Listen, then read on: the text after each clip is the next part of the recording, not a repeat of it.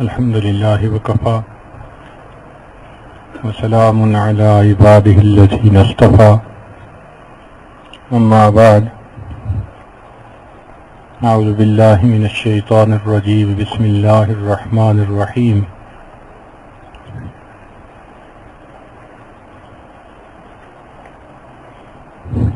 وفي أنفسكم أفلا تبصرون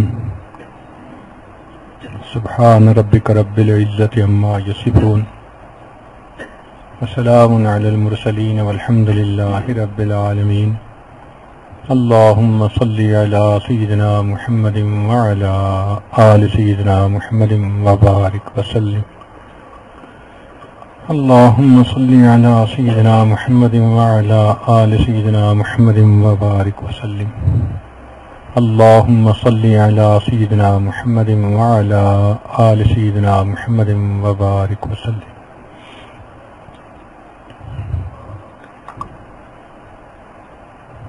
سلسلہ عالیہ نقشبندیہ میں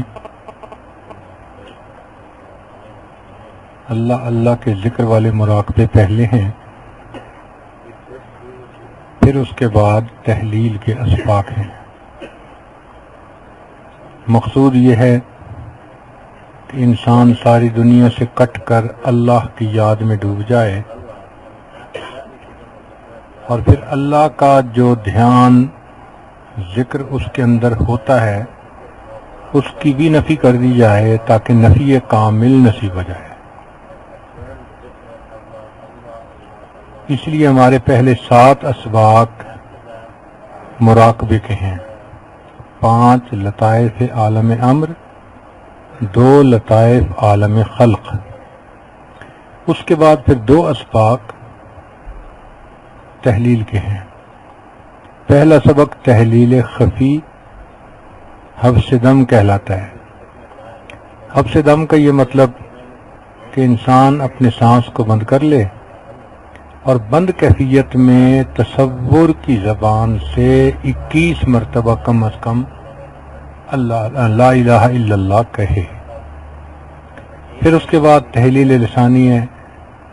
ہمارے پورے اسباق میں تحلیل کا سبق ایسا ہے جو زبان سے کرنا ہوتا ہے، مناسب آواز کے ساتھ، لا الہ الا اللہ، لا الہ الا اللہ، لا الہ الا اللہ، 3000 5000 7000 10000 مختلف حضرات کا مختلف معمول رہتا ہے۔ آج بھی ایسے لوگ ہیں جن کا روزانہ 10,000 مرتبہ تحلیل کا معمول ہے، آج بھی۔ اس طرح گویا سالک اپنی زندگی میں کروڑوں مرتبہ اپنے قلب پر لا الہ کی ضرب لگاتا ہے۔ اب سوچنے کی بات ہے کہ جس قلب پر کروڑوں مرتبہ لا الہ الا اللہ کی ضرب لگ چکی ہو، پھر موت کے وقت وہ دل اللہ کو کیسے بھول سکتا ہے؟ اگر 10,000 دفعہ روزانہ ہے تو سوچے نا، کروڑوں دفعہ۔ تو پہلے 7 اسباق اللہ اللہ کے، پھر 2 اسباق تحلیل کے، 7 اور 2 9 ہو گئے۔ 10واں سبق مراقبہ احدیت کہلاتا ہے، اور اس میں سالک کو فکر کا مراقبہ کرنا ہوتا ہے۔ یہ فنا کا سبق کہلاتا ہے۔ جنہوں نے اپنے لطائف پر خوب محنت کی ہو ان کو اس سبق کے اندر آ کر فنائے کامل نصیب ہوتی ہے۔ اس کو فنائے قلبی کہتے ہیں۔ یہ فنائے قلبی وہ مقام ہے کہ جس پر سالک کے قلب میں ولایت کا نور متحقق ہوتا ہے، یعنی آ جاتا ہے، پھر آگے اس کو چمکانا ہوتا ہے۔ لیکن فنائے قلبی تک کام پہنچنے کے بعد بندہ ذکر کے اندر پختہ ہو جاتا ہے، اس کو ہر وقت اللہ تعالیٰ کی طرف دھیان رہتا ہے۔ مراقبہ احدیت ایک برج ہے شروع کے اسباق میں اور اگلے اسباق میں۔ یوں سمجھ لیں کہ جیسے ایک ہے پرائمری اسکول، پھر اس کے بعد ہے ہائی اسکول۔ تو اسی طرح مراقبہ احدیت سے پہلے اور اسباق تھے، ذکر کے اسباق تھے سارے، مراقبہ احدیت اور اس کے بعد یہ فکر کے اسباق شروع ہو گئے۔ تو پہلے 7 اسباق اللہ کے، یوں سمجھیں پرائمری اسکول، پھر 2 اسباق تحلیل کے، یوں سمجھیں کہ پھر ہائی اسکول، اور پھر آگے فکر کے اسباق، یہ کالج یونیورسٹی کے سبق شروع ہو گئے، اور آخر تک جتنی بڑی سے بڑی ڈگری ہے وہ اسی فکر کے طریق پر ملتی ہے۔ مراقبہ احدیت کے بعد سالک اپنے تمام لطائف پر پھر مراقبہ کرتا ہے۔ تو 11واں سبق ہمارا پھر مراقبہ لطیفہ قلب کا ہے۔ فرق کیا ہے بھئی پہلے میں اور 11ویں میں؟ فرق یہ ہے کہ پہلے جب سبق شروع کیا تھا تو اس میں اللہ اللہ کا دھیان تھا، اب جب قلب پہ مراقبہ کریں گے تو اللہ اللہ کا دھیان نہیں ہوگا، بلکہ یہ نیت کریں گے کہ الہی تجلیات افعالیہ کا فیض جو آپ نے نبی علیہ الصلوۃ والسلام کے لطیفہ قلب سے حضرت آدم علیہ السلام کے لطیفہ قلب میں القاء فرمایا تھا، پیران کبار کے واسطے سے میرے لطیفہ قلب میں بھی القاء فرما۔ تو اب گویا اس قلب کے اوپر تجلیات افعالیہ کا نور آپ لے رہے ہیں۔ اللہ تعالیٰ کی مختلف صفات ہیں، اس کے شیونات ہیں اور اس کی ذات ہے، یہ الگ الگ چیزیں ہیں۔ صفات تو آپ سمجھتے ہی ہیں کہ صفات کیا ہوتی ہیں، ایک ہوتی ہے بندے کی صفت، ایک ہوتی ہے بندے کی شان۔ اب اس کو آسان لفظوں میں سمجھاؤں تو ایک ہوتا ہے بندے کا حسن اور ایک ہوتا ہے بندے کا نخرہ۔ تو نخرے کو شان کہتے ہیں اور حسن کو صفت کہتے ہیں۔ کل یوم ہوا فی شان، ہر دن اللہ کی ایک نئی شان ہے، ایک نیا رنگ ہے، ایک نیا انداز ہے اس کے حسن کا۔ اللہ اکبر۔ آپ دیکھیں دلہن جب شادی کے بعد آتی ہے نا تو ابتدائی دنوں میں روز نئے سے نئے کپڑے بدل کے بن سنور کے تیار ہوتی ہے، کبھی وہ اس رنگ کے کپڑے پہنتی ہے، کبھی اس رنگ کے، کبھی ایسے بال بناتی ہے، کبھی ایسے، کبھی یہ چوڑیاں پہن لی، کبھی وہ چوڑیاں پہن لی، ہوتی تو وہی ہے، لیکن ہر دن نئے انداز سے تیار ہونے میں اس کے اندر ایک نئی کشش ہوتی ہے۔ اسی لیے خاوند کو بھی ہر دن میں ایک نئی اس کے ساتھ محبت محسوس ہوتی ہے۔ تو جب دلہن کا ہر دن ایک نیا انداز ہے تو عاشق کا ہر دن ایک نیا ولولہ ہے محبت کا، تو بالکل یہی کیفیت ہے کہ اللہ رب العزت فرماتے ہیں کل یوم ہوا فی شان، کہ ہر دن میرے حسن کا ایک نیا جلوہ ہے۔ اس کا مطلب کہ عاشق کا ہر روز ایک نیا ولولہ ہے۔ اللہ کے جلووں کی انتہا نہیں اور عاشق کے ولولوں کی انتہا، اس لیے اس کو 1000 سال زندگی بھی دیں تو ہر دن اس کی محبت میں ایک نئی مستی ہوگی، ایک نئی چاہت ہوگی۔ اللہ والے ان کو زندگی کے 50 سال ملے، 100 سال ملے، کوئی تھکا نظر نہیں آیا کبھی کہ جی میں تھک گیا ہوں۔ یہ عجیب بات ہے، کوئی آپ کو ایسا نہیں ملے گا بیمار ہو جائیں گے، مریض ہو جائیں گے، معذور ہو جائیں گے۔ آج تک کوئی ایک مثال ایسی نہیں کہ کسی اللہ والے نے کہا ہو کہ میں اب عبادت کر کر کے تھک گیا۔ کیوں؟ اس لیے کہ جب محبوب کی ایک نیا انداز روز ہے تو پھر عاشق کا ایک نیا جوش روز نیا ہے۔ اس لیے سالک کا جوش آخری دن تک روز نیا ہوتا ہے، تھکتا نہیں کوئی اس میں۔ بات سمجھ آ گئی؟ اس شان کی جمع شیونات، تو گویا 3 چیزیں ہوئیں، اللہ کی صفات، اللہ کی شیونات اور اللہ کی ذات۔ ٹھیک ہے نا؟ یہ 3 چیزیں الگ الگ ہوئیں۔ اللہ تعالیٰ کی صفات، اللہ تعالیٰ کی شیونات اور اللہ تعالیٰ کی ذات.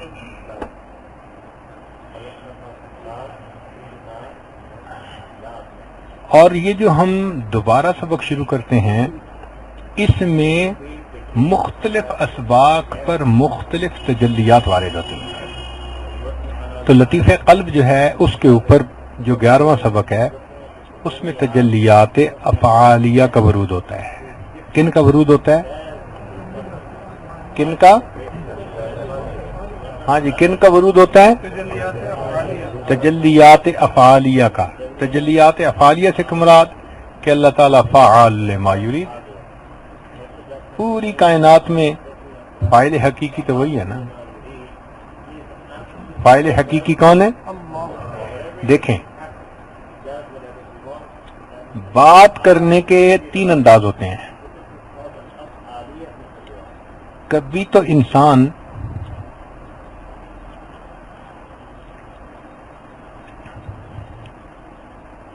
عمل کی طرف نسبت کر دیتا ہے، کبھی انسان اپنی طرف نسبت کر دیتا ہے، اور کبھی انسان اللہ تعالیٰ کی طرف نسبت کر دیتا ہے. 3 ہی انداز ہیں بات کرنے کے. کتنے انداز ہیں بات کرنے کے؟ پہلا انداز کون سا ہوا؟ عمل کی طرف نسبت کر دیتا ہے. جیسے بندہ کہتا ہے جی اس کی بدعمالیاں اسے لے ڈوبی، تو اب اس فکرے میں کس کی طرف نسبت ہو گئی؟ عمل کی طرف. اور کئی مرتبہ بندے کی طرف نسبت کر دی جاتی ہے، اس نے تو جی اپنے پاؤں پہ کلہاڑیاں ماری. اب یہ جو کہا نا اس نے اپنے پاؤں پہ کلہاڑی ماری، تو نسبت کس طرف ہو گئی؟ بندے کی طرف. اور تیسرا طریقہ یہ ہے جی بس اللہ نے اس کا بیڑا غرق کر دیا، تو نسبت کس کی طرف ہو گئی؟ قرآن مجید میں یہ تینوں مثالیں موجود ہیں. عمل کی نسبت بھی موجود ہے. اللہ تعالیٰ فرماتے ہیں کلا بل ران علی قلوبہم ما کانوا یکسبون، ان کی بدعمالیوں کی وجہ سے ان کے دل پہ زنگ لگا دیا. تو نسبت کدھر ہو گئی؟ اعمال کی طرف. کہیں اللہ تعالیٰ نے بندے کی طرف نسبت کر دی، فرمایا وما ظلمہم اللہ ولکن کانوا انفسہم یظلمون. اللہ نے تو ظلم نہیں کیا، اپنے پاؤں پہ خود کلاڑی ماری، اپنی جانوں پہ خود ظلم کیا. اور کہیں اللہ تعالیٰ اپنی طرف نسبت فرما لیتے ہیں. چنانچہ فرماتے ہیں کذالک یطبع اللہ علی قلب کل متکبر جبار. اللہ کیا شاہانہ انداز ہے گفتگو کا. آیت کو پڑھتے ہیں نا تو دل کانپتا ہے کہ کس شہنشاہ کا یہ کلام ہے. اللہ تو اب اللہ تعالیٰ اپنی طرف نسبت فرما رہے ہیں. تو تینوں طرف نسبت کے انداز ہوتے ہیں. اس کائنات میں جو بھی ہو رہا ہے ظاہر میں ہم کر رہے ہیں، مگر ان کے پیچھے فاعل حقیقی کون ہے؟ اللہ کی ذات ہے. اس کی مثال آپ یوں سمجھیں کہ ہم چھوٹے بچپن میں تھے تو پتلیوں کا تماشا ہوا کرتا تھا اس زمانے میں. تو ایک مرتبہ مجھے بھی دیکھنے کا موقع ملا کہ میرے بڑے بھائی جو تھے وہ کہنے لگے تو نے تماشا دیکھا؟ میں نے کہا مجھے تو نہیں پتا. کہنے لگے آؤ تمہیں لے جاؤں. تو ہم نے دیکھا کہ اسی طرح ایک پردہ تھا اور پردے کے آگے سٹیج بنا ہوا تھا اور سٹیج کے اوپر چھوٹے چھوٹے بندے بندیاں اتنے کھلونے تھے. بس وہ بھاگ رہے تھے، دوڑ رہے تھے، باتیں کر رہے تھے. تو میں تو بہت ہی چھوٹا تھا، شاید 4 سال 5 سال کا ہوں گا، بہت چھوٹی سی عمر تھی.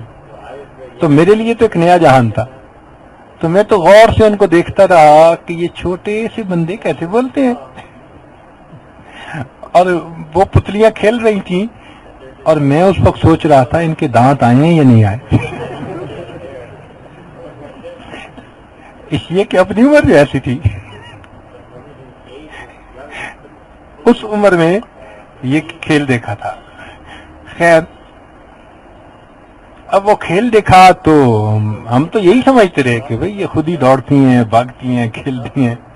بعد میں پھر بڑے بھائی نے سمجھایا، اس نے کہا نہیں نہیں بچہ ایسی بات نہیں ہے، یہ بے جان سی تھیں، اور چونکہ میں نے واپسی پھر ان سے یہ سوال پوچھا کہ بھائی جان یہ کھاتی کیا ہیں؟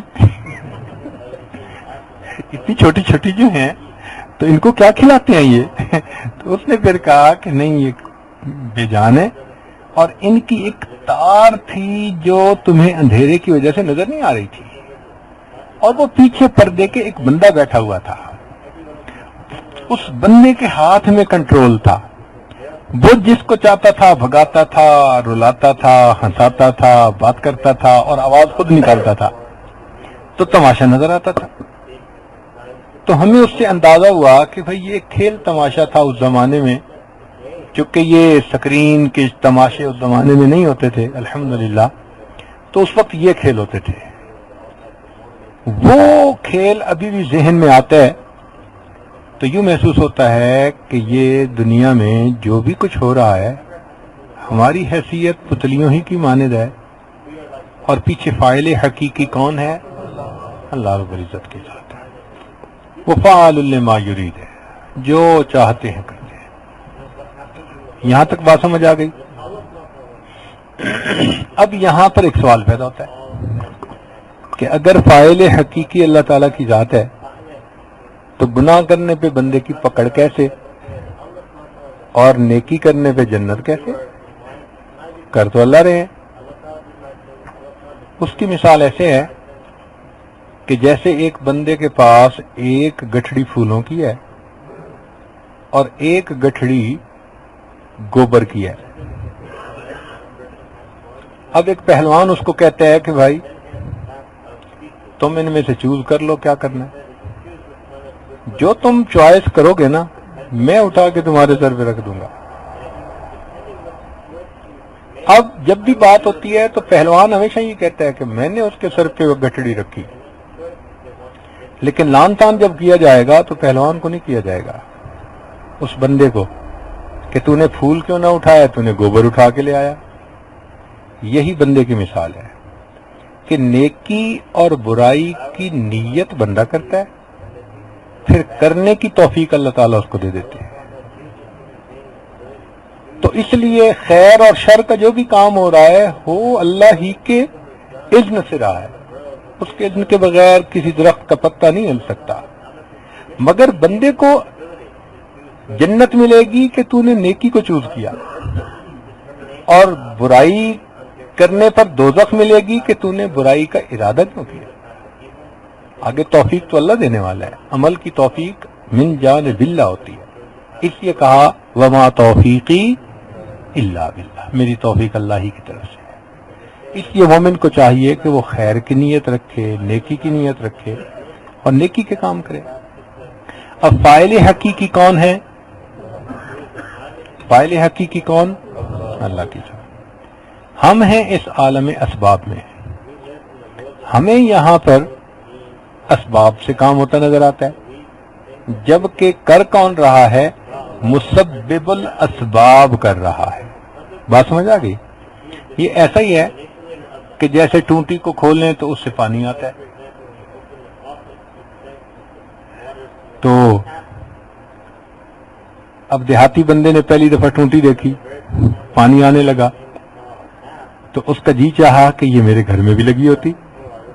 اس کو کیا پتا کہ وہ ٹونٹی سے پانی نہیں آ رہا، اس کے پیچھے ایک پورا سسٹم ہے، پمپ لگا ہے، ایک ٹینکی بنی ہے، اس میں سے آ رہا ہے۔ وہ ایک مرتبہ آ رہے تھے، حج کی فلائٹ تھی، تو ایک بڑے میاں بھی ساتھ والی سیٹ پہ بیٹھے ہوئے تھے، تو جو بھی بات ہوتی وہ بٹن دباتے تھے تاکہ بار بار وہ ملازمہ جو ہے وہ آ جائے، تو وہ دباتے تھے تو آنٹی آ جاتی تھی، وہ دباتے تھے آنٹی آ جاتی تھی، تو بڑے میاں بڑے حیران ہوئے، تو اس نے آنٹی سے پوچھا یہ بٹن کیسا ہے؟ اس نے کہا بابا جی آپ جب بھی دبائیں گے میں آ جاؤں گی۔ بس کہنے لگے میں گھر میں بھی لگواؤں گا۔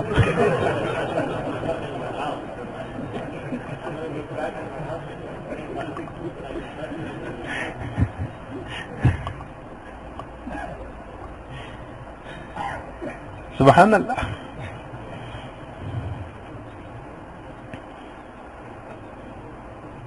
تو مطلب کہنے کا یہ ہے کہ ہمیں ٹوٹی سے پانی نظر آتا ہے، ٹوٹی سے نہیں آ رہا ہوتا، ٹوٹی کے پیچھے ایک مستقل نظام ہوتا ہے۔ اسی طرح اس دنیا میں ہمیں اسباب سے کام ہوتے نظر آتے ہیں، وہ اسباب سے نہیں ہو رہے ہوتے، ان کے پیچھے مسبب الاسباب ہوتے ہیں جو وہ کام کر رہے ہوتے ہیں۔ چنانچہ سیدنا موسیٰ علیہ السلام کے بارے میں آتا ہے کہ انہوں نے ایک مرتبہ کوہ طور پر تشریف لے گئے اور اللہ تعالیٰ سے دعا کی کہ یا اللہ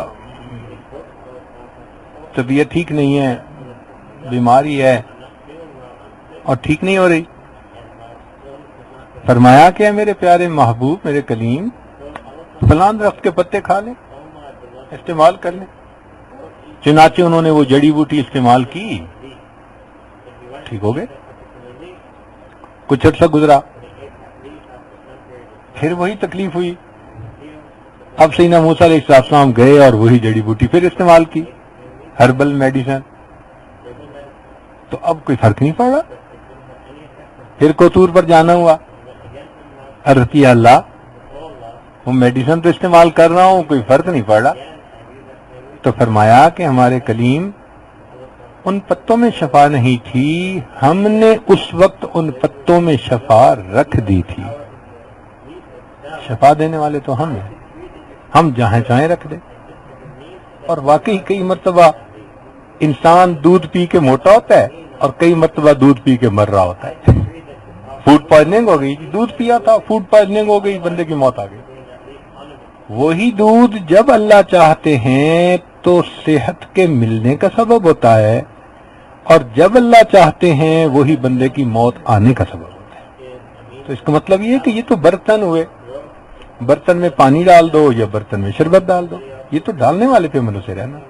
اسی طرح خیر ڈالنا، شر ڈالنا، نفع ڈالنا، نقصان ڈالنا، یہ کس کے اختیار میں ہے؟ اور یہ باقی سب اسباب ہیں۔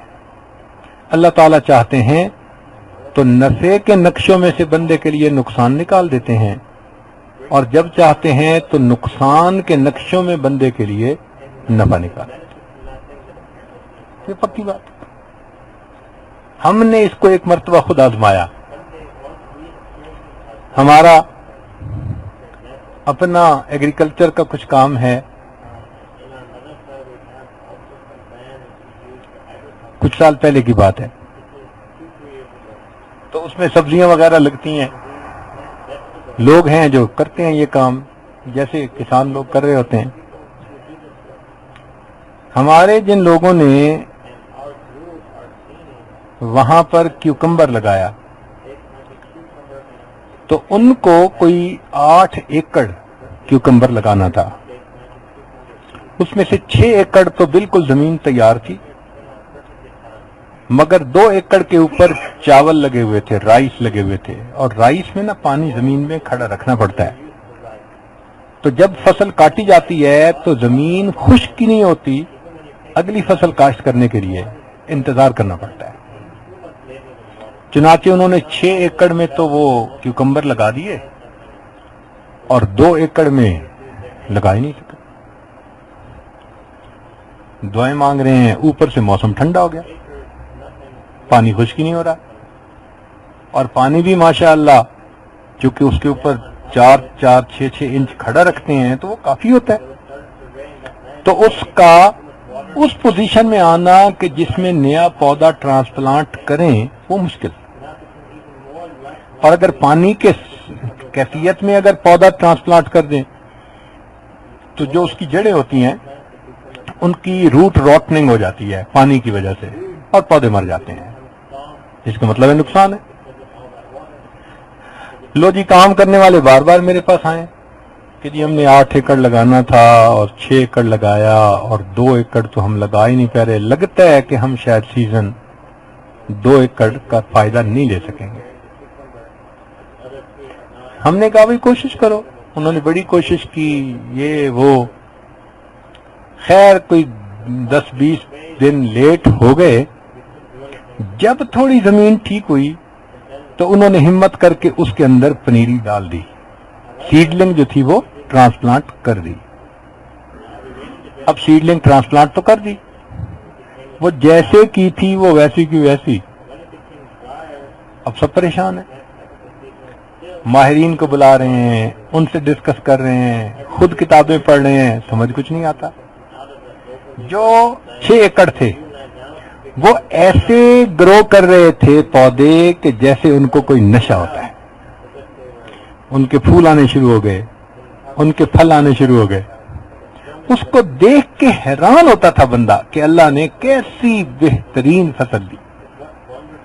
اور 2 ایکڑ کے پودے بونسائی نظر آتے تھے، جیسے ہیں ویسے ہی کھڑے ہیں۔ یا اللہ کیا کریں، اب نہ اس کو پانی دے سکیں کہ پہلے سے پانی بہت ہے، اور جب پانی نہیں دے سکتے تو کھاد بھی نہیں دے سکتے کہ بڑھے، عاجز آ گئے۔ میں نے اپنے دوستوں کو کہا کہ بھئی آپ لوگ کیوں اس کی وجہ سے پریشان ہیں، اللہ کا چھوڑ دو، اللہ نے ہمیں اگر نصیب میں یہاں سے کچھ لکھا ہے تو موقع آ جائے گا، دے دیں گے، ٹیک اٹ ایزی، پریشان ہونے کی ضرورت نہیں ہے۔ بندہ پریشان وہاں ہو جہاں اپنے اختیار میں سستی کرے، وہاں پریشان ہونے کی بات ہے، جہاں اختیار ہی نہیں چلتا وہ کیا پریشانی ہے۔ خیر بچے ریلیکس ہو گئے، ہم نے ذہن ہی بنا لیا کہ بھئی ہم نے 8 ایکڑ کی بجائے 6 ایکڑ لگائے۔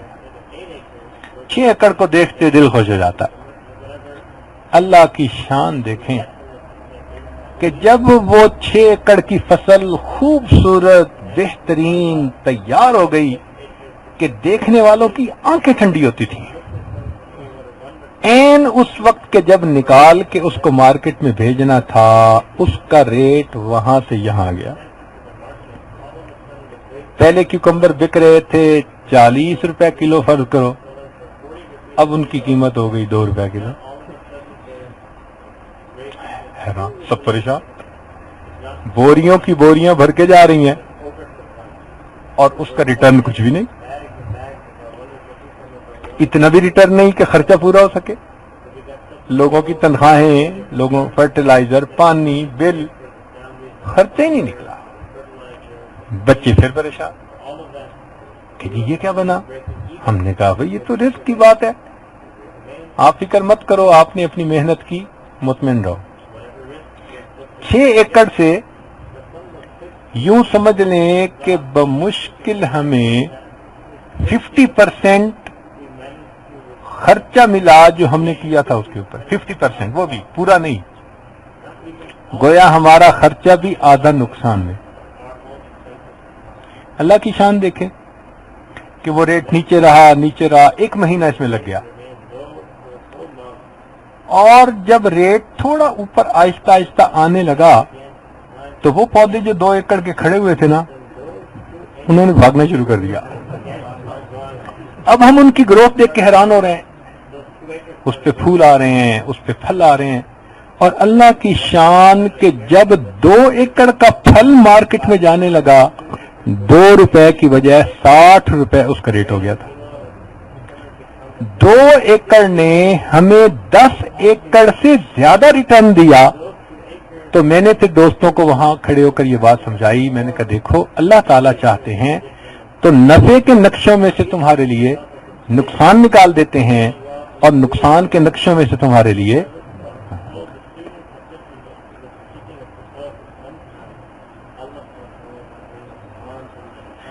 تو یہ بات سمجھ میں آ گئی کہ اللہ تعالیٰ چاہتے ہیں تو نفع کے نقشوں میں سے انسان کے لیے اور نقصان کے نقشوں میں سے انسان کے لیے، تو نفع نقصان کس کے اختیار میں ہوا؟ اللہ۔ چنانچہ حضرت موسیٰ علیہ السلام کو اللہ تعالیٰ نے جو فرمایا تھا نا وَمَا تِلْكَ بِيَمِينِكَ يَا موسیٰ، تو پوچھنے کا مقصد تھا۔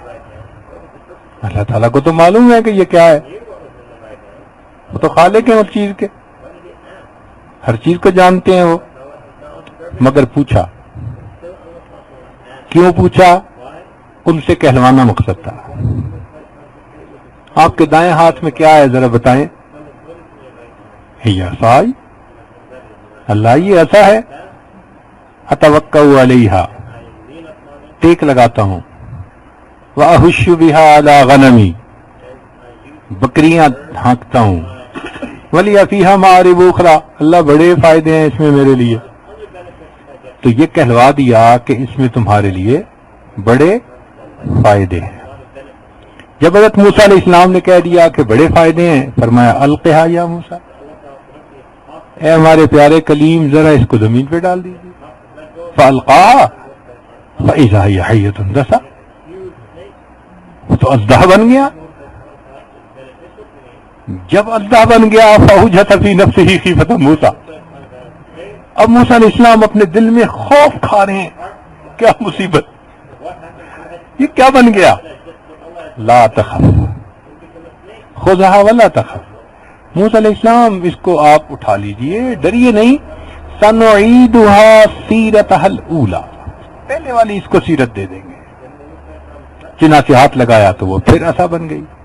یہاں اللہ رب العزت نے ایک بات کی تعلیم دی کہ میرے پیارے کلیم، آپ کہہ رہے تھے کہ بڑے نفع والی چیز ہے، ہمارے حکم سے زمین پر ڈالا تو نقصان دینے والی بن گئی، اور آپ تو گھبرا کے بھاگ رہے تھے نقصان والی چیز سے، ہمارے حکم سے ہاتھ لگایا وہ پھر نفع والی بن گئی. تو نفع اور نقصان ہمارے اختیار میں ہے. اللہ رب العزت نے ایک سبق دینا تھا، ایک بات دکھانی تھی آنکھوں سے کہ ہم آپ کو ایک عظیم کام کے لیے بھیج رہے ہیں. آپ کیوں گھبراتے ہیں کہ وہاں فرعون بڑی اسٹیبلشڈ حکومت کے ساتھ بیٹھا ہوا ہے، نفع نقصان کے ہم مالک ہیں،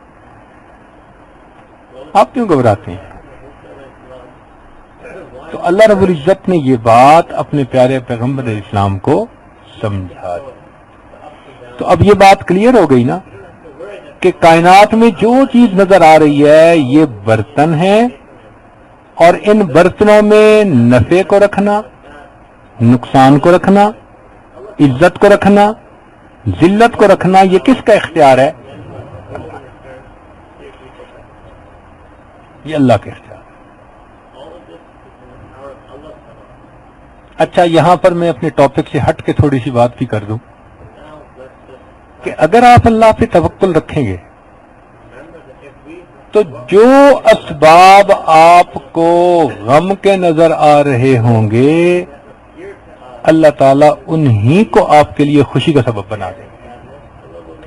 جو سبب آپ کو نقصان کا نظر آ رہا ہوگا اللہ پہ توکل رکھیں، اللہ اسی سبب کو آپ کے لیے نفع کا سبب بنا دے گا. اس کی دلیل قرآن عظیم الشان. سیدنا موسیٰ علیہ السلام کی والدہ اپنے بیٹے کو دریا میں ڈالتی ہیں، دل مغموم ہے، دل بڑا پریشان ہے.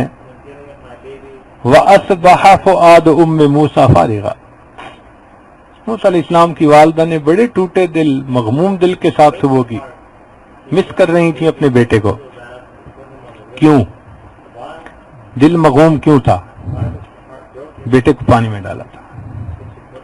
تو سبب کون سا بنا تھا دل مغموم ہونے کا؟ پانی بنا تھا نا، پانی میں ڈالا تھا. مگر انہوں نے اللہ کے وعدے پر بھروسہ کیا.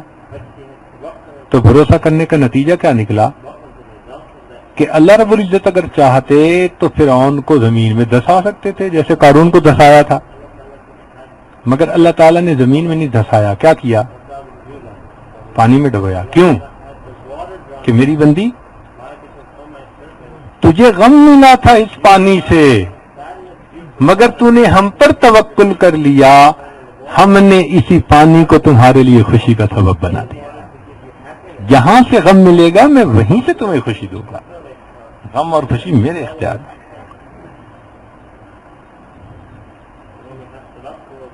حضرت یعقوب علیہ الصلوۃ والسلام یوسف علیہ الصلوۃ والسلام کی جدائی سے بڑے مغموم ہیں.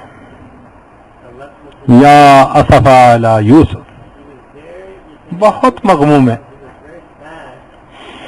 اتنے مغموم، اتنا روئے. وَابْيَضَّتْ عَيْنَاهُ مِنَ الْحُزْنِ فَهُوَ قَضِيمٌ، آنکھیں سفید، بینائی چلی گئی. تو سیدنا یعقوب علیہ السلام کی بینائی جانے کا سبب کیا بنا تھا؟ سبب بنا تھا کہ بھائیوں نے یوسف علیہ السلام کا کرتا لا کر دکھا دیا تھا. وَجَاءُوا أَبَاهُمْ عِشَاءً يَبْكُونَ. تو کیا دکھایا تھا؟ جھوٹ موٹ کا خون لگا کے کہ یہ دیکھ لیجئے یوسف علیہ السلام کا قمیص دکھا دیا. أَكَلَهُ الذِّئْبُ. تو کس چیز کو دیکھ کر یعقوب علیہ السلام کو غم ملا تھا؟ کرتے کو دیکھ کے. اور اتنا غم ہوا کہ پھر آنکھیں سفید ہو گئیں، بینائی چلی گئی. اب جب یہ سارا واقعہ مکمل ہو گیا، بھائیوں نے معافی مانگ لی اور بتا دیا جی کہ والد تو آپ کی یاد میں رو رو کے نابینا ہو چکے، تو حضرت یوسف علیہ السلام کہہ سکتے تھے میں دعا کرتا ہوں، مگر انہوں نے یہ نہیں کہا. انہوں نے کہا اذهبوا بقمیصی. کیا لے کے جاؤ؟ کرتا لے کے جاؤ. کیوں کرتا بھجوایا؟ اس لیے کہ اللہ رب العزت چاہتے تھے اے میرے پیارے یعقوب علیہ السلام، جس چیز سے آپ کو غم ملا فصبر جمیل، آپ نے جب صبر جمیل کر لیا میں اسی چیز سے آپ کو شفا عطا فرماؤں گا. کرتا ہی آئے گا، پھیریں گے آپ کی بینائی واپس آ جائے گی. تو یہ دستور سمجھ لیں، شریعت کے اوپر پکے ہو جائیں. جو سبب آپ کو ذلت کا نظر آ رہا ہے اللہ اسی سبب سے عزت عطا فرمائیں گے. جو سبب آپ کو اپنے غم کا نظر آ رہا ہے اللہ اسی سبب سے آپ کو خوشی عطا فرمائیں گے. غم، خوشی، نفع، نقصان یہ کس کے اختیار میں؟ اللہ کے. تو یہ بات سمجھ میں آ گئی، اچھی طرح کلیئر ہو گئی نا؟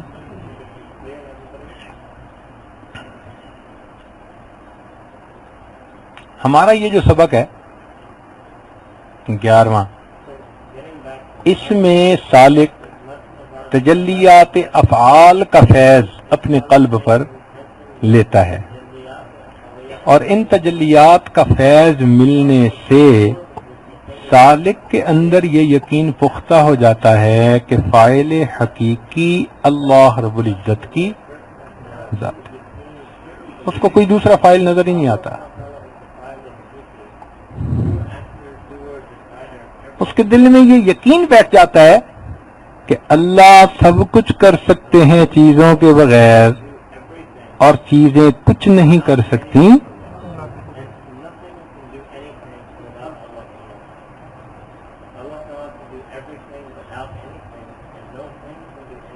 چنانچہ اس سبق کے اوپر سالک کو وہ کیفیت مل جاتی ہے جس کا ہم دعوت و تبلیغ کے اندر بولتے ہیں، جو ان کی منتہا کیفیت ہے نا جی، کہ یہ ایمان بناؤ کہ اللہ سب کچھ کر سکتے ہیں چیزوں کے بغیر، چیزیں کچھ نہیں کر سکتی اللہ کے بغیر، نفع کے نقشوں میں سے اللہ نقصان نکال سکتے ہیں، نقصان کے نقشوں میں سے اللہ، یہ جو بڑا بول ہے نا ایمان کے کمال کا، اس ذکر کے راستے میں وہ انسان کو لطیفہ قلب کے سبق پر مل سکتا ہے. جب پہلے سبق پر یہ کیفیت ہے قیاس کن ز گلستان من بہار مراد. آپ یہ سوچیں کہ انتہائی سبق کے اوپر انسان کے ایمان اور یقین کی کیا کیفیت ہوتی ہے.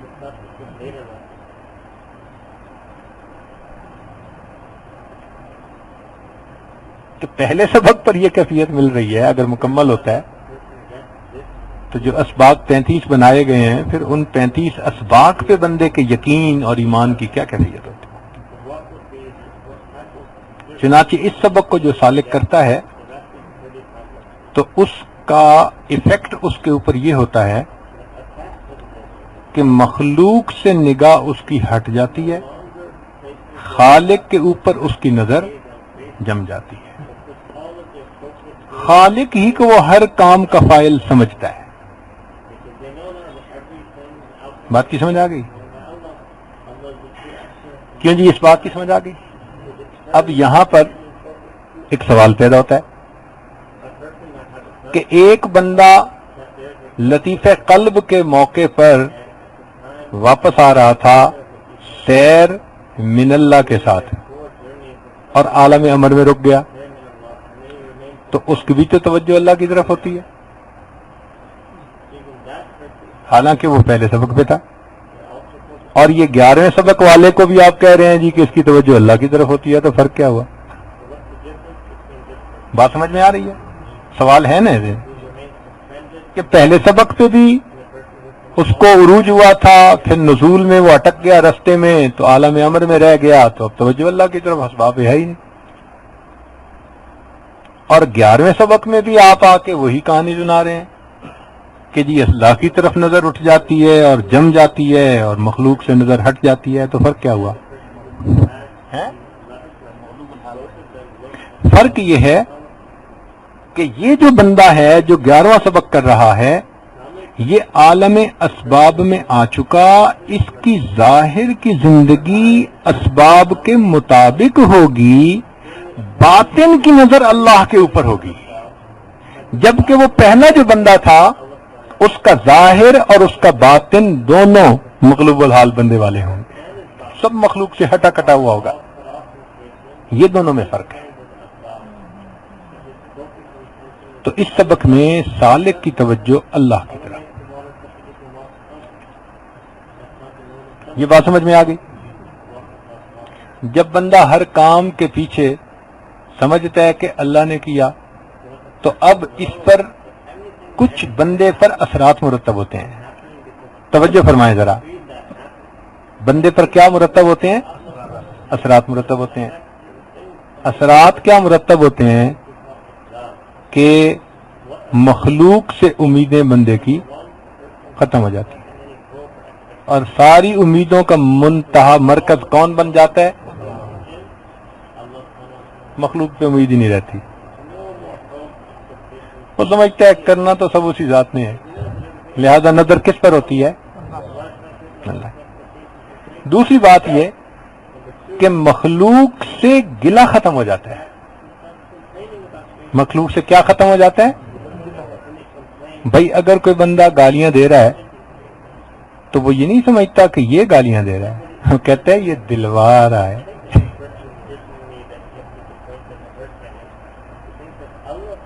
ایسا ہی ہوتا ہے جیسے ایک جانور ہے نا، فرض کرو کتا ہے کسی گھر میں پلا ہوا، دروازے پہ کھڑا ہے، تو کوئی بندہ اس کو پتھر مارے نا تو وہ پتھر کے پیچھے نہیں بھاگتا، وہ بندے کے پیچھے بھاگتا ہے.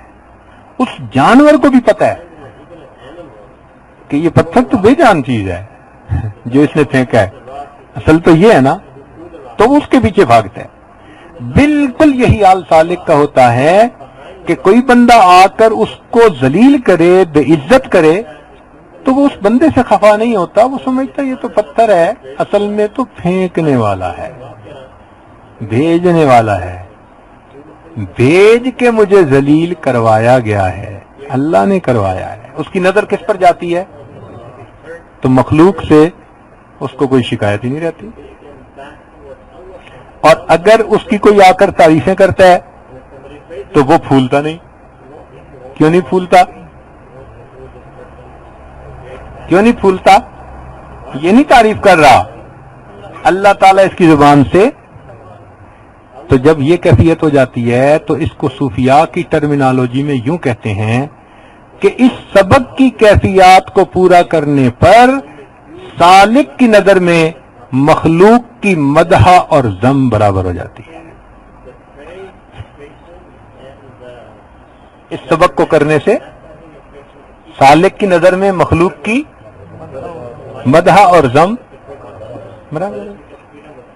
کوئی تعریفیں کرے تو بندہ پھولتا نہیں، کوئی برا کہے تو بندہ پریشان نہیں ہوتا. اب دیکھیں کہ جب مدح اور ذم برابر ہے تو ایسے بزرگوں کے منہ سے کبھی آپ کسی کی غیبت سنیں گے؟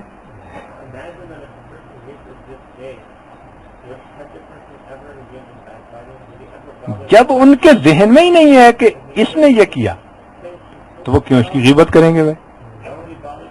اس لیے اس سبق کی ایک بڑی خوبی یہ ہے کہ ایک تو بندوں سے شکوے ختم ہو جاتے ہیں، بندوں سے امیدیں ختم ہو جاتی ہیں، بندوں کی مدح اور ذم برابر ہو جاتی ہے، اور دوسرا بندے کی زبان پہ مخلوق کی غیبت کبھی نہیں آتی، جو مرضی کوئی کرتا ہے۔ ہمارے مشائخ کو آپ نے دیکھا کیا کیا لوگ کر دیتے ہیں ان کے ساتھ، ظلم، زیادتیاں، برائیاں، کبھی تذکرہ ہی نہیں زبان پہ آتا۔ کیوں نہیں آتا؟ وہ نہیں سمجھ رہے ہوتے کہ اس نے کیا، وہ سمجھ رہے ہوتے ہیں اس نے کروایا ہے۔ تو محبوب چاہتا ہے نا بھائی، تو محبوب چاہتا ہے، تو محبوب اگر ایسا چاہتا ہے تو ٹھیک ہے۔ چنانچہ ایک بزرگ تھے، ان کے بیٹے کی شادی تھی، تو برات تیار ہے اور یہ اپنے گھر میں کوئی چیز تلاش کرتے پھر رہے ہیں۔ تو بیوی نے کہا کیا تلاش کر رہے ہو، باہر برات تیار کھڑی ہے۔ کہنے لگے اللہ نے مجھے الہام کیا ہے اور میں اپنے بیٹے کے لیے کفن ڈھونڈ رہا ہوں۔ کیا بات کر رہے ہیں؟ ہاں ابھی الہام ہوا ہے کہ بچے کے کفن کو تیار کرو، تو میں اس کا کفن ڈھونڈ رہا ہوں۔ ان کا کیوں؟ کہ ابھی مجھے الہام ہوا۔ ابھی میاں بیوی بات کر رہے تھے کہ باہر سے ایک لڑکا بھاگا ہوا آیا کہ جی دلہا گھوڑے پہ چڑھنے لگا تھا، پاؤں پھسلا، گردن کے بل گرا، موت آ گئی۔ اللہ کی رضا پہ ایسے بندہ راضی ہو جاتا ہے کہ گھر کے اندر بچے کی برات کی خوشیاں منائی جا رہی ہیں اور ان خوشیوں کے عالم میں یہ بچے کا کفن ڈھونڈتے ہوئے اللہ کی رضا پہ اتنے راضی۔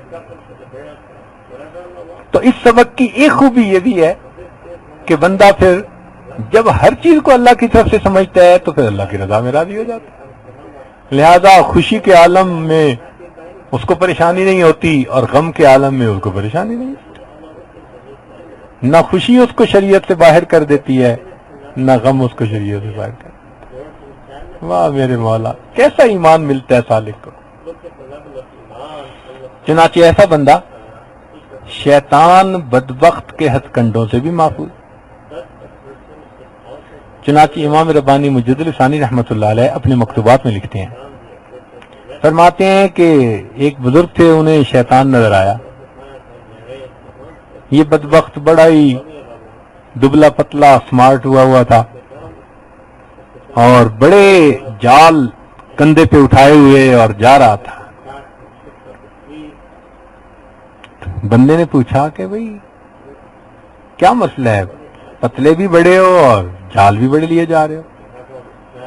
اس نے کہا کچھ لوگ ایسے ہیں کہ اتنے جال بھی میرے اوپر کام نہیں کرتے، وہ میرے اختیار میں نہیں آتے، دو کوئی نہیں چلتا، میں ان کے غم میں بس گھل گھل کے کمزور ہو گیا۔ کون ہے وہ؟ کہتے دیکھنے آؤ دکھاتا ہوں۔ کہاں؟ وہ ساتھ ہی ایک گھر تھا اور اس میں ایک بزرگ تھے جو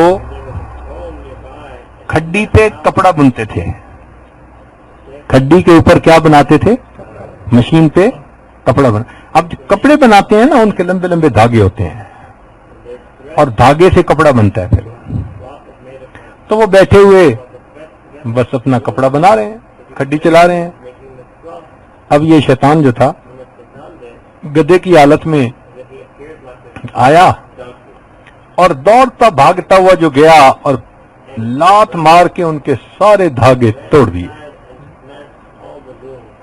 جب اس نے دھاگے توڑ دیے تو وہ بزرگ اٹھے اور آئے اور بسم اللہ پڑھتے اور دھاگا جوڑ دیتے، بسم اللہ پڑھتے دھاگا جوڑ دیتے، بسم اللہ پڑھتے دھاگا جوڑ دیتے۔ نہ گدھے پہ غصہ، نہ گدھے کو مارا، نہ گدھے کے پیچھے بھاگے، سارے دھاگے توڑ کے آ کے پھر کھڈی بننی شروع کر دی۔ تھوڑی دیر کے بعد یہ پھر گیا اور بھاگتا بھاگتا اس نے جا کے پھر سارے توڑ دیے۔ وہ پھر اٹھے اور اٹھ کے پھر بسم اللہ پڑھ کے وہ دھاگا جوڑ دیتے، دھاگا جوڑ دیتے۔ نہ گدھے کو گالی نکالی، نہ گدھے کے پیچھے بھاگے، نہ گدھے کے مالک کو پوچھا، نہ کوئی بہت پریشان ہونے کا اظہار کیا، پھر اپنا کام شروع کر دیا۔ شیطان نے کہا کہ دیکھو یہ وہ لوگ ہیں کہ میں ان کو اشتعال دلانا چاہتا ہوں، یہ اشتعال میں نہیں آتے، کوئی بات زبان سے نکالتے ہی نہیں ہے، یہ ہیں جن کے اوپر میرا کوئی داؤ نہیں چلتا۔ یہ واقعہ لکھنے کے بعد امام ربانی مجدد ثانی رحمۃ اللہ علیہ آگے فرماتے ہیں کہ میرا گمان یہ ہے کہ ان بزرگوں کو فنائے قلبی حاصل ہو چکی تھی، یعنی پہلا سبق حاصل ہو چکا تھا، اور چونکہ وہ فاعل حقیقی اللہ کی ذات کو سمجھتے تھے تو گدا اگر توڑ جاتا تھا تو وہ یہ سمجھتے تھے گدے نے نہیں توڑا، انہوں نے توڑوا دیے ہیں۔ اچھا توڑوا دیے ہیں تو میں گانٹھ لگا دیتا ہوں۔ پھر گدے نے آ کے توڑ دیا، اچھا پھر توڑوا دیے ہیں محبوب نے، میں پھر گانٹھ لگا دیتا، غصے میں ہی نہیں آتے۔ یہ ایمان ہمارے بزرگوں کو حاصل تھا، اسی لیے کوئی آ کے ان کو کہتا تھا آپ کافر ہیں، آپ حرامزادے ہیں، ان کو غصے نہیں آتا تھا۔ اب بات سمجھ میں آئی کہ کیوں نہیں آتا تھا؟ پہلے ہمیں انہونی سی چیز نظر آتی ہے کہ یہ کیا پلاسٹک کے بنے ہوئے تھے کہ متاثر ہی نہیں ہوتے تھے۔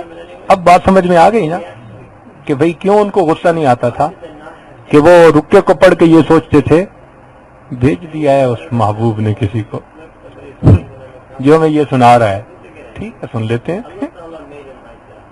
یہی ہیں جن کے سونے کو فضیلت ہے عبادت پر، انہی کے اتقاء پر ناز کرتی ہے مسلمانی، اگر جلوت میں بیٹھے ہوں تو خلوت کے مزے آئیں، جو آئیں اپنی جلوت میں تو ساکت ہو سخندان۔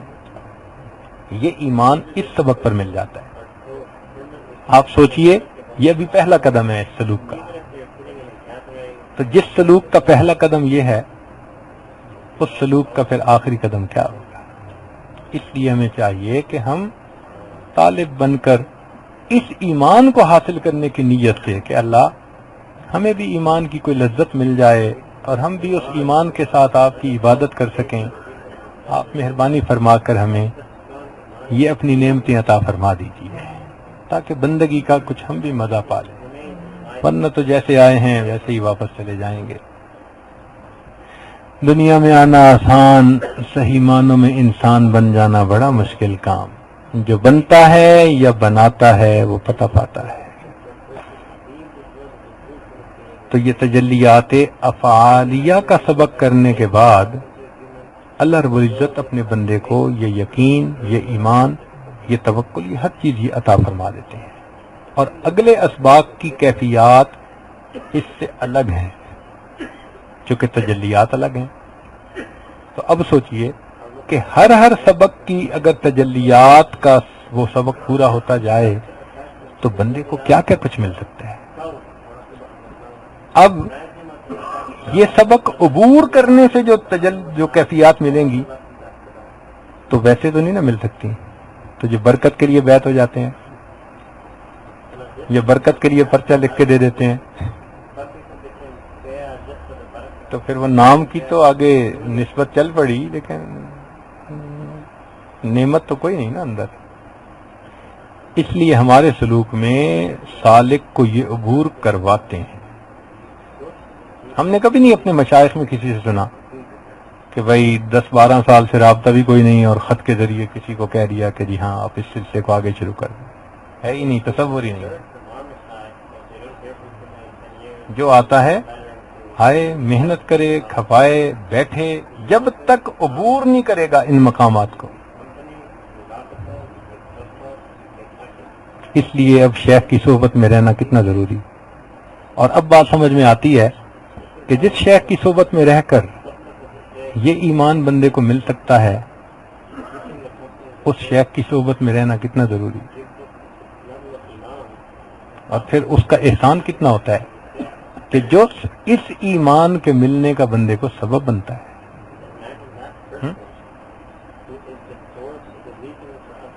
تو بہرحال دو باتیں میں نے اس موقع پر آپ کو خاص طور پر سمجھانی ہے۔ ایک تو یہ کہ ہمارے بزرگوں نے تصوف کو کبھی بھی علمی رنگ میں پیش نہیں کیا۔ یہ کوئی کورس نہیں ہے کہ آؤ بھائی کورس کروا دیں چھٹی ہو جائے گی، یہ قال نہیں، یہ حال ہے۔ بات سمجھ آ گئی؟ یہ قال نہیں، یہ اسی لیے ایسا کبھی بھی نہیں ہوتا۔ مجبوری تھی کہ بعض دوست ہمارے باہر ملک سے تھے، ملاقات مشکل تھی، قدرت نے ملا دیا تھا، اور یہی موقع تھا تو سمجھ میں نہیں آ رہی تھی کہ پھر یہ ان کو باتیں کب ہم سمجھائیں گے، کب بتائیں گے. تو ان کو سامنے رکھتے ہوئے پھر ہم نے کہا کہ چلو ان کو یہ باتیں کچھ سمجھا دیتے ہیں. تو پہلے دن تو ہم نے وہ جو 2-4 خاص دوست تھے ان کو بلایا، کچھ سمجھایا. ہمارے خدمت والوں کی مہربانی، انہوں نے مجمع کو بھی بلا لیا، پردوں کو بھی ہٹا دیا.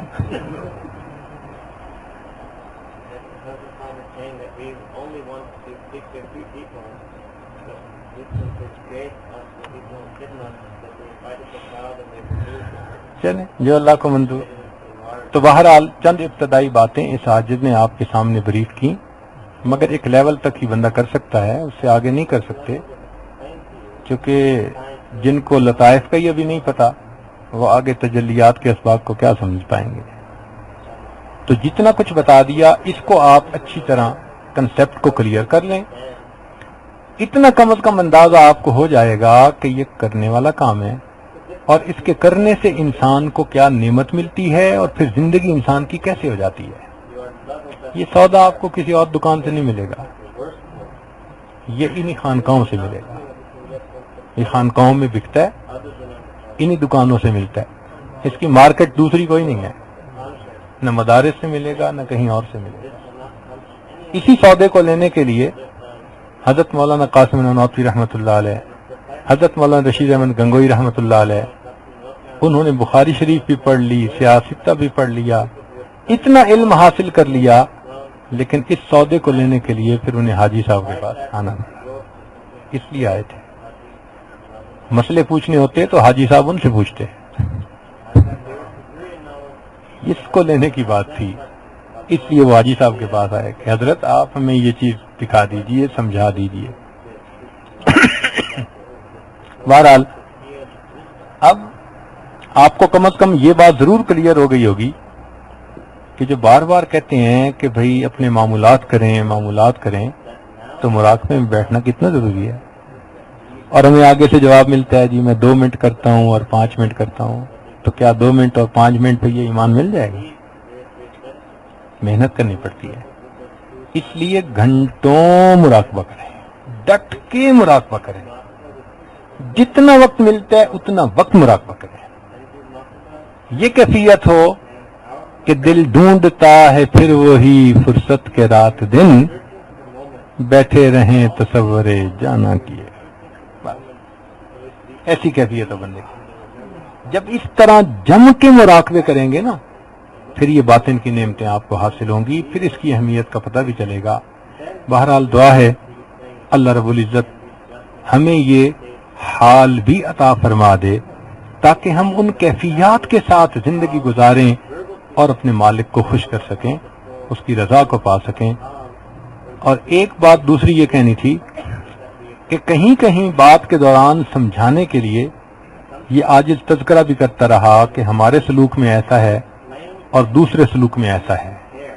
مگر آپ یہ ذہن میں رکھنا کہ تمام جتنے بھی مشائخ ہیں مختلف سلوک کے وہ کاملین ہیں.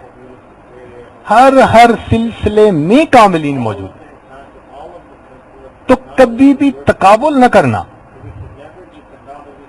یہ کبھی بھی غلطی نہ کرنا کہ جی ہمارے بزرگ بڑے ہیں اور نہیں. آپ کو کیا پتا کس سلسلے کے کون سے بزرگ اللہ کے کتنے مقرب گزرے ہیں. یہ تمام سلاسل ہی مقربان بارگاہ الہی کا ہے. تو اس لیے کبھی بھی الفاظ ایسے نہ کہہ دینا کہ جی یہاں جو ہے وہاں نہیں، وہاں یہ نہیں. کیا معلوم آپ کو کہ وہاں رہتے ہوئے ان بزرگوں کو کیا کہ اللہ نے نعمتیں عطا فرمائی، اپنا کیا قرب عطا فرما دیا، کیسے بڑے بڑے مشائخ، پہاڑ جیسی شخصیتیں ان کے اندر موجود ہیں. بات کس میں آ گئی نا. تو کبھی بھی مشائخ کے بارے میں ایسی بات نہ کہیں. کیوں؟ ہمیشہ یہ سوچیں میں بہت چھوٹا ہوں، میری زبان کو دے بھی نہیں دیتا کہ میں بزرگوں کے بارے میں کمنٹ کروں. وہ اللہ کے مقبول بندے تھے. دیکھیں نا، ایک پرائمری اسکول کا اسٹوڈنٹ ہو اور وہ پی ایچ ڈاکٹرز کی بیٹھ کے باتیں کر رہا ہو کہ یہ اچھے ڈاکٹر ہیں اور یہ اچھے ڈاکٹر ہیں، تو ان کو بندہ کیا کہے گا؟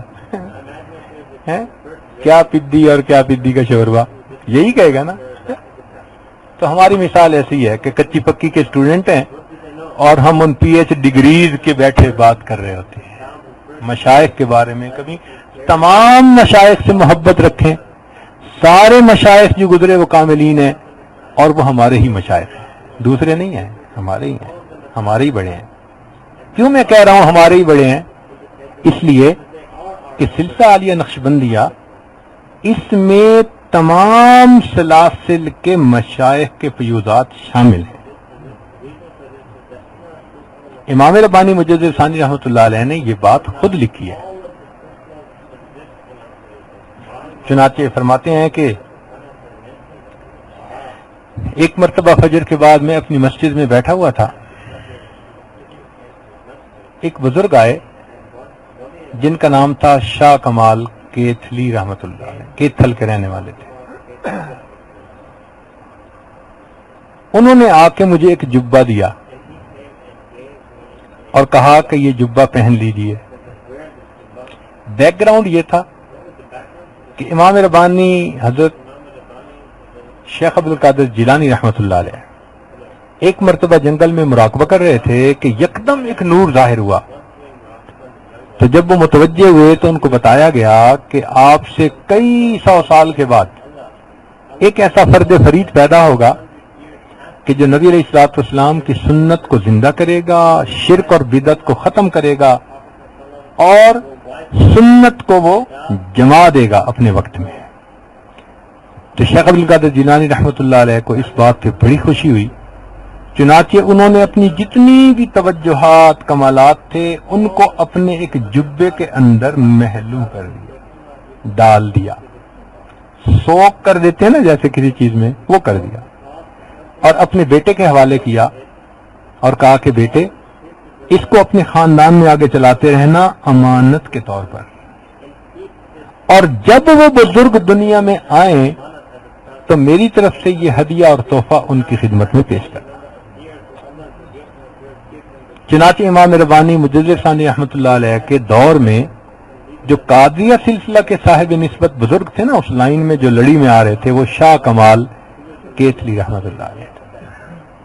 چنانچہ ان کو شیخ عبد القادر جیلانی رحمۃ اللہ کی خواب میں زیارت ہوئی.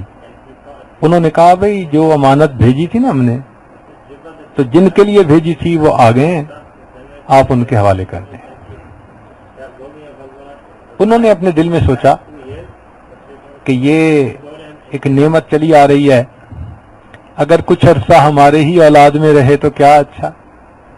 تو چند دن اسی سوچ میں گزر گئے.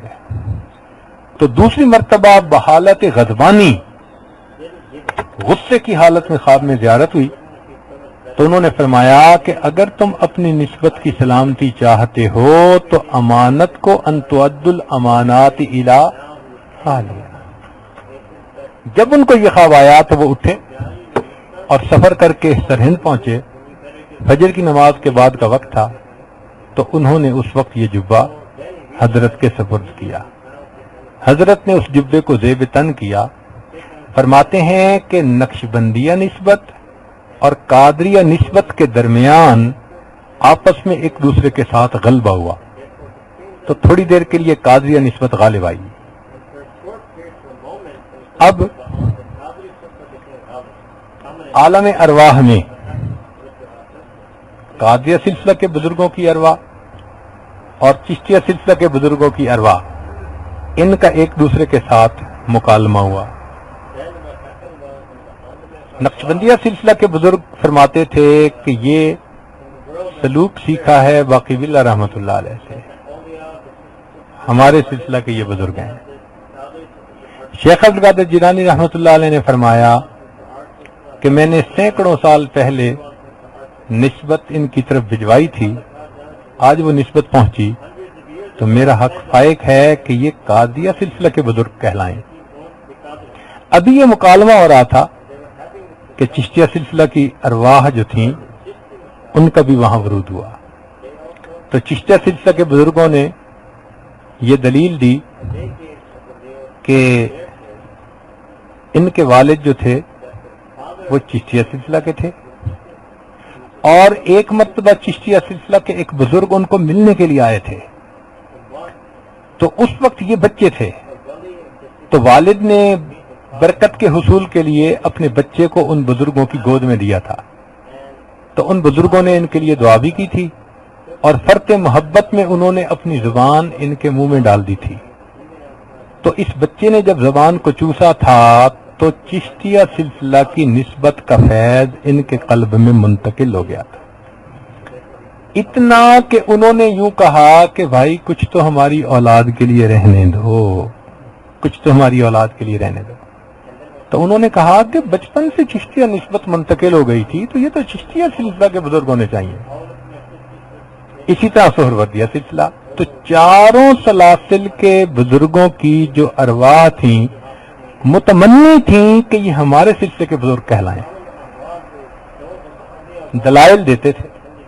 چنانچہ معاملہ نبی علیہ الصلوۃ والسلام کی خدمت میں پیش ہوا اور سب نے اپنے اپنے دلائل دیے، تو نبی علیہ الصلوۃ والسلام نے ارشاد فرمایا سب بزرگوں کو کہ آپ سارے اپنے اپنے سلسلے کی جو نسبت ہے پہلے ان میں القاء کریں، پھر میں فیصلہ کرتا ہوں۔ چنانچہ قادریہ سلسلہ، چشتیہ سلسلہ، سہروردیہ سلسلہ اور نقشبندیہ سلسلہ، سارے بزرگوں نے اپنے فیوزات القاء کیے۔ اس کے بعد نبی علیہ السلام نے فرمایا کہ چونکہ نقشبندیہ سلسلہ میں اتباع سنت کا اہتمام زیادہ ہے اور یہ نسبت دعوت و تبلیغ کے زیادہ مناسب ہے، اس لیے یہ ظاہر میں نقشبندیہ سلسلہ میں کام کریں گے، مگر جتنا کام ان سے پھیلے گا ثواب کے امیدوار چاروں سلاسل کے بزرگ ہوں گے۔ چنانچہ یہ نقشبندیہ نسبت اب جو کہلاتی ہے، اب سمجھ میں بات آئی کہ امام ربانی مجدد ثانوی نے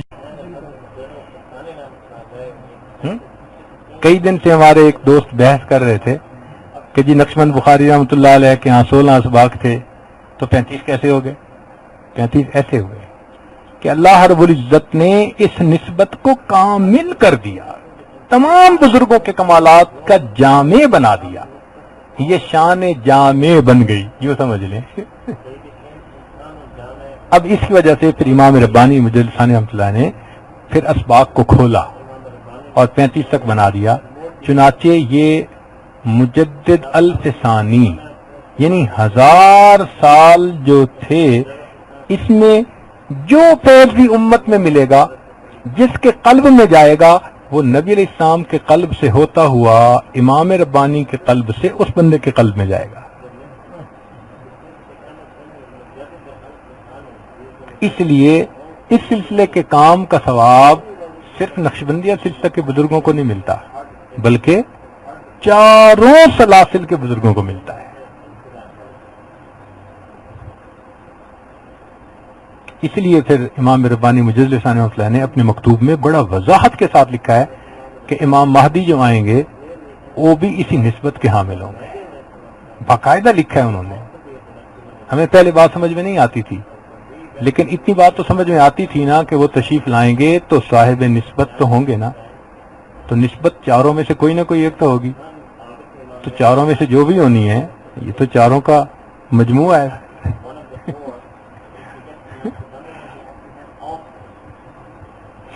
تو اس لیے جو بندہ کسی کے اعتراض کر رہا ہے وہ اپنے پہ اعتراض کر رہا ہے۔ بات کی سمجھ آ گئی نا؟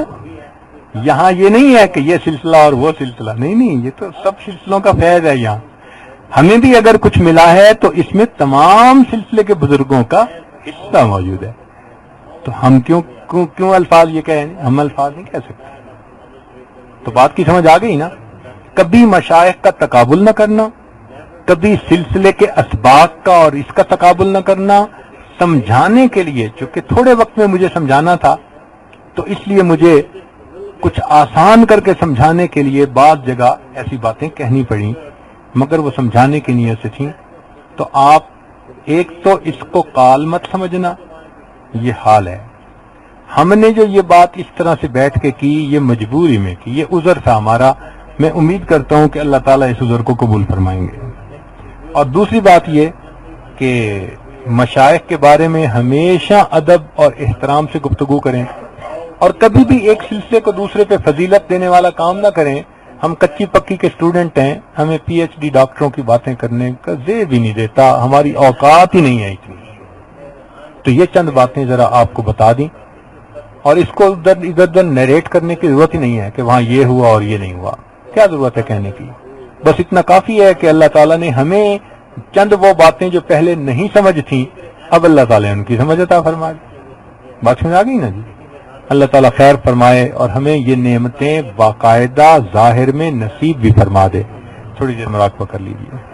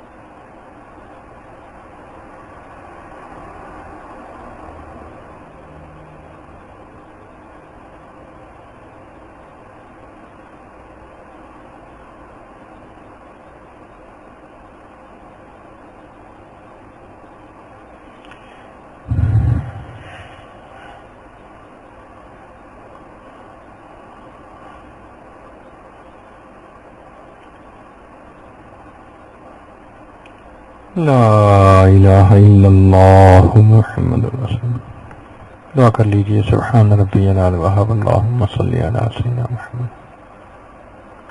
ربنا ظلمنا انفسنا وان لم تغفر لنا اللہم حبب لنا الایمان وزینہ فی قلوبنا وکرہ الینا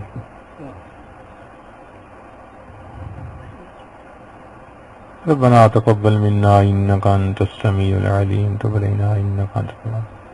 صلی اللہ تعالی علی حبیبہ سیدنا محمد اجمعین برحمتک یا